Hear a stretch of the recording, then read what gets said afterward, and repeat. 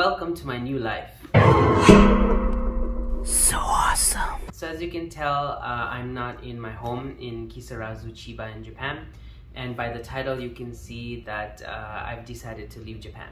So this video is a quick, I guess, list of reasons why I'm leaving Japan, and also some information of what's coming next. So before I start, if you want to keep up to date on everything that's been going on in Japan and in life, then I definitely recommend you subscribe to my free newsletter. It comes out once a month and it's filled with free articles about Japan, free videos, some that are not available on YouTube, and a little bit of information, including question of the month that I answer for people who have questions. So the link for that newsletter is in the information section below.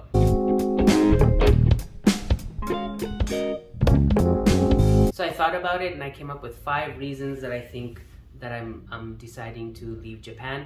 I've been in Japan on and off for about 15 years now, so it's quite a long time.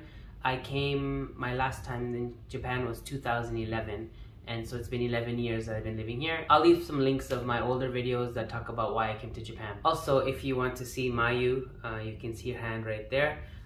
There's also some videos with me and Mayu that's in my channel. That's on my channel as well. So if you subscribe, you can see a whole bunch of videos talking about life in Japan. Getting back to the topic, as I said, you can see all the luggage in the back. Basically, that's my entire life in 2 suitcases because I had to either sell a whole bunch of things, throw away a bunch of things, or give away a bunch of things. So let's start with reason number 5. The first reason is Mayu. When I first met Mayu, she didn't even have a passport. And then once she got a passport, she went on a trip to Taiwan. And then we went on a trip together to Thailand. I'll leave that video as well if you want to see that. But basically, she has never left Asia, and she didn't speak English much. And now that we've been together for I think 3 years now, for almost 4 years, her English has improved, specifically her listening. But because we live in Japan, her talking and we talk in Japanese together, so her English speaking hasn't really improved much. And one of the things she wanted to do was she wanted to live abroad. And because I'm Canadian, she decided that maybe it would be a good idea to learn English and to live abroad in Canada.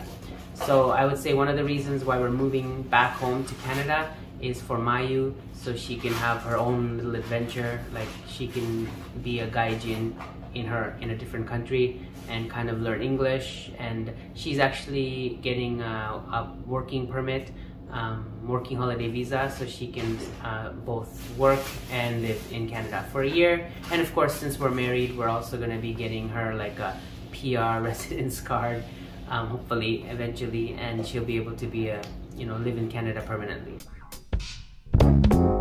I don't hate Japan. I've always loved Japan. That's why I've lived here for 15 years. But I think after being here for such a long time, I've gotten kind of tired of some things, kind of annoyed with certain things. And before I get to that tipping zone where I start becoming one of those gaijin that hate living in Japan, I kind of want to get out while it's still good, I guess. I still want to leave with good memories. Over the last few years, especially since COVID started, a lot of the things that I used to do, like traveling or moving around in Tokyo and meeting different people and doing collabs with other YouTubers and stuff like that, it all kind of came to a stop. And I basically was stuck in my little town, which I like. It's a nice town in Chiba, but it's not so fun anymore. And also with traveling, you can still do it and stuff, and I've still gone to different places like you've seen in my videos, like Okinawa and stuff, but I just felt the vibe changed once COVID began. And also people, I don't know if it was because of COVID or it was always like that, but I've gotten kind of a feeling like, it's not that I don't get along with the people here, it's more like I'm kind of tired of dealing with a certain kind of people, especially in my small town. A lot of the people, I don't know, I don't want to say bad things about them because they're not really bad people. It's just I don't feel any good connection with anyone really. My ALTs that I work with are really awesome, they're really great, but also once COVID began, everyone had to kind of stay away from each other and not really go out and travel or hang out together. So it kind of became kind of lonely. And although I was with Mayu and I had a lot of fun with Mayu, I realized like Japan kind of changed and I don't feel the same vibe as I used to feel. and just little things started annoying me, especially the driving in my area. The drivers are really bad, and I'm sure that's the same around the world, but just like everyone was not really cold, but a little bit distant. And you know, with the mask wearing and the social distancing and all that stuff, it became even more isolated, even more than it used to be, because for foreigners it's already isolating as it is, but add on to that the COVID stuff and not having family and friends around and stuff like that, I kind of just felt I think it was time to get out. And my Japanese level, I had motivation before, and I had passed the N3 JLPT level test, and I was hoping to get the N2, but then just COVID, like I said, once COVID started, I guess it was kind of like downhill. I lost my motivation, and my Japanese study went down to 0, and I don't know, just in general, everything in my life kind of became not boring, but not as fun, not as interesting. Maple is one of the reasons I also decided to leave Japan. Maple is now 13 years old, so I think that's like in his 90s in human years. So he's getting old, he's kind of getting slow. He's still pretty healthy, except he has these weird bumpy tumor things, but they're not cancerous around his body. So that was one of the problems he had. But then we went to the vet last year, and the vet noticed he had kind of like a heart murmur thing, and he went in for testing and stuff, and they found he had this disease or problem or like heart condition. I don't know what it's called, but it's basically when the valves are not strong enough and they kind of reverse back in and the blood reverses flow a bit, and that causes him to like cough and kind of like have these kind of like almost like old man kind of fit things, but it's not his lungs. It's not his lungs, it's actually his heart. And the vet said he's not that bad yet, so he doesn't need medication yet, but there's no cure and it's just going to get worse. It's just a natural part of the aging process for dogs. Knowing that, I don't know how many more years he'll be healthy enough to travel, for example, if we decide to go back to Canada. Also, in Japan itself, he's considered like a pretty big dog, even though he's small, but because the dogs in Japan are really tiny. And most dog owners, like I think I've talked about this before, but a lot of dog owners are very scared to let other dogs socialize with their dogs, and they quickly pick up their dog and run away. So he doesn't really have many dog friends to play with, and there's not many dog runs, unfortunately.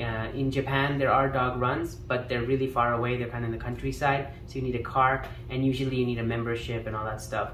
So it's hard to take him to a dog run, so it's hard to get him off leash, and you're not allowed to have him off leash anywhere else except for official off leash parks.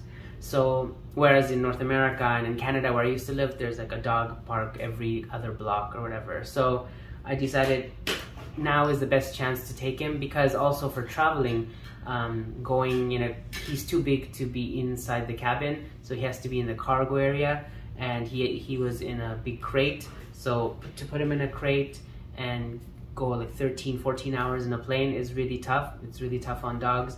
So the older he gets, the harder it's gonna be. So I decided now is probably the best chance while he's a little sick, but not too sick to travel, and he's still old, but not super old. It might be still okay. So I decided it's either now or never. I either have to stay, maybe I have to stay here forever until he passes away, or I can try to bring him back to Canada and he can live the rest of his life in Toronto. I've been living in Japan, like I said, for almost 15 years on and off, but unfortunately as an English teacher, you're pretty limited to the jobs you can get and the salary you can get. So for a person, I have a degree, I have a university 4-year university degree, so I'm allowed to teach English in Japan. But salaries usually start at about 220 to 250,000 a month, which is about, I would say, like $2,000 a month US dollars. So it's not very high, and there's no raises, hardly any raises. Maybe some companies give a little raise, but not really. And there's no bonuses usually. I was lucky because my company is a direct hire with the government, so I did get bonuses, but most English companies don't give bonuses, or they give a very small bonus. So there's no real incentive to stay here long term. Also, there's a salary cap, so pretty much once you hit that cap, you can't really go up in salary. And to tell you the truth, when I first started English teaching, I was making 275,000 yen a month, which is about $2,500 American. But that I peaked in my first year, and then the more experience I got, the more I worked. I think I got to actually 300,000 for 1 year with my English teaching kindergarten company. But then they had to do cutbacks and all those excuses that English schools or English companies give to cut teacher salaries, and they cut my salary. So I actually made more my first year as an English teacher than I did the next 5 years.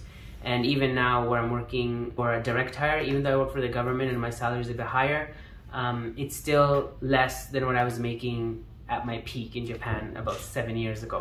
So my salary seems to either stay the same or go down. And I think that's the case with most English teaching jobs. If I was to get a master's degree and go back to school and maybe try to work at a university in Japan, then of course my salary would go higher. Or if I was deciding to start a business and open my own English school. But both of those things come with risk, and you need a lot of startup money, and I don't have either of those. And I'm not a risky person. I'm pretty scared about that stuff. So I decided it's either live here until I retire and make $2,500 a month for the rest of my life, or if I can go back to Canada. Naturally, I think salaries are higher even to begin, and usually you get good bonuses and raises and stuff. So hopefully I'll be making more than $2,500 a month. Maybe not when I first get to Canada, but within a few years, hopefully it'll be more than that. If not, then I can once again decide which is better, which lifestyle is better, living in Canada or living in Japan, if I'm only going to be making $2,500 a month, either place. So I think career focus was one of the biggest decisions as well for leaving Japan. I just felt like there's no real future in English teacher, as an English teacher, an ALT especially. You'll be an ALT forever, or if you work in Eikaiwa or something, maybe you might go up a little bit, like maybe you could be a manager, but most companies, Eikaiwa companies and stuff, all the managers, supervisors, bosses, they're all Japanese people. And if they're not, they're really fluent in Japanese. And once again, like I said, my Japanese level is not high enough for that, and I kind of lost motivation anyway. So I was like, I could spend another 5 more years trying to up my Japanese and try to get a job in a Japanese company, or try to be higher up in an English school, I guess. But I thought, realistically, if I haven't perfected my Japanese in the last 15 years, I probably won't ever. So I decided maybe it's better to just go back to Canada and try to find a job there. I've been in Japan for a long time. When I first came to Japan, my mom actually was sick before. She had like a liver transplant and stuff. So she's always been kind of sick, and she's been unable to work, and she has to go to the doctors a lot, and there's a lot of stuff that goes around her health issues.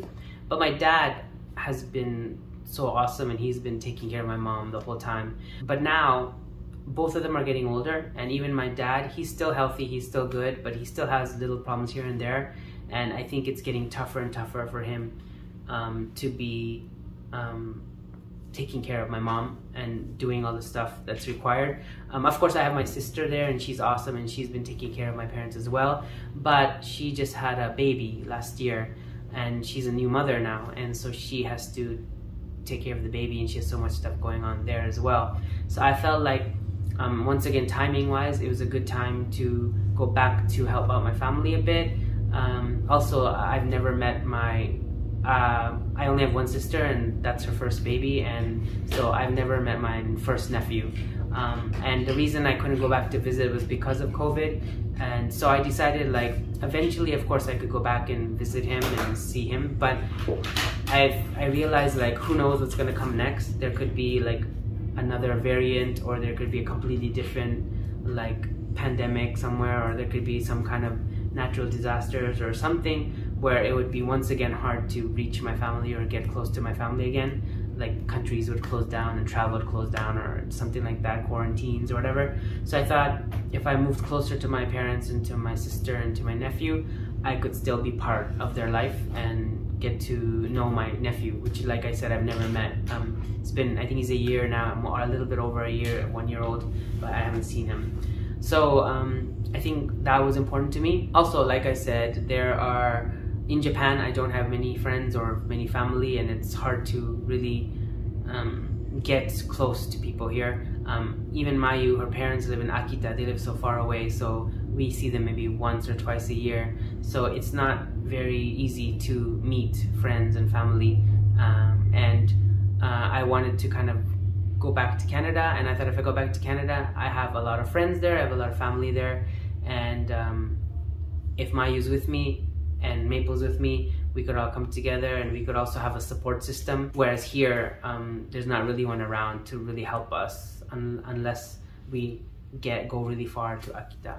So I think that was one of the biggest decisions as well. Probably the biggest decision was the fear that something might happen that might once again stop me from going back to Canada, because I was supposed to visit Canada in 2020, but because of the COVID thing and everything locked down and everything closed down, even my parents stopped leaving their house for I think the first year or whatever. So it was really hard to be in contact with family, and being so far away and living on the opposite end of the earth and with different time zones, it was so hard to even like really keep in contact so much with my parents and my sister and stuff.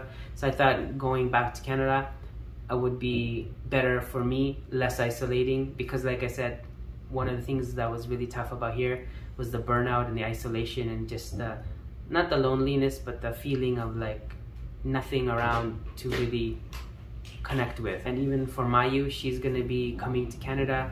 This is her first time ever living abroad, and she might have a lot of problems, she might be stressed out, and if I'm just alone, then it'll be hard for me to deal with it as well, and it'll just be two of us depressed.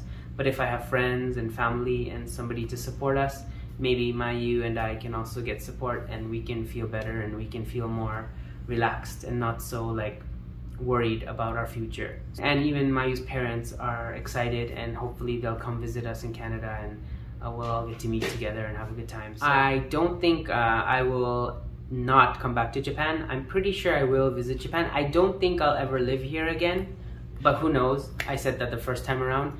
But I think as long as things work out in Canada and I get settled down, I'll probably live in Canada, but I will often visit Japan because I have a connection with Mayu and Mayu's parents, and I do have some friends here that are still in Japan who are probably lifers, so I'll probably be able to see them again.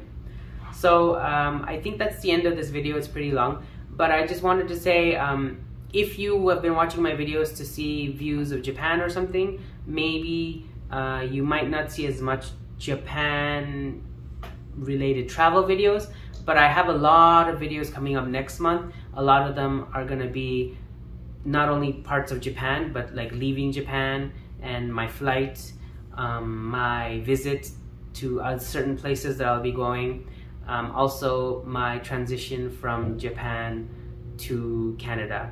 And going forward, I think I will still be making a lot of videos, so if you want to keep subscribed, you will still be able to get a lot of content. Most of my content will probably be around Mayu, either her life versus Japan, or some videos about Japan versus Canada, or some cooking videos with Japanese food and visiting places in Canada and Toronto that are related to Japan possibly.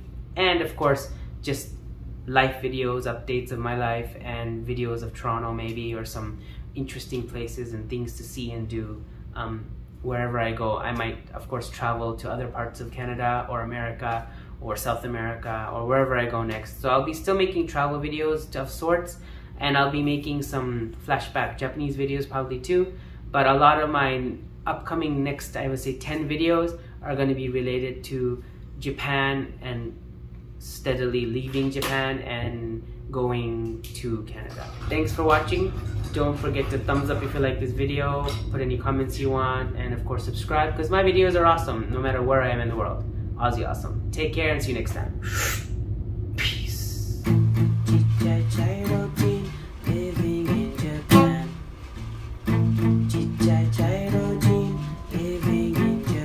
Mayu's first time on the highway, going 83 kilometers an hour. What? Speed demon Mayu. First time on the highway. since her driving school. This is her first time being on the highway since then. Yay. And we're heading to Narita.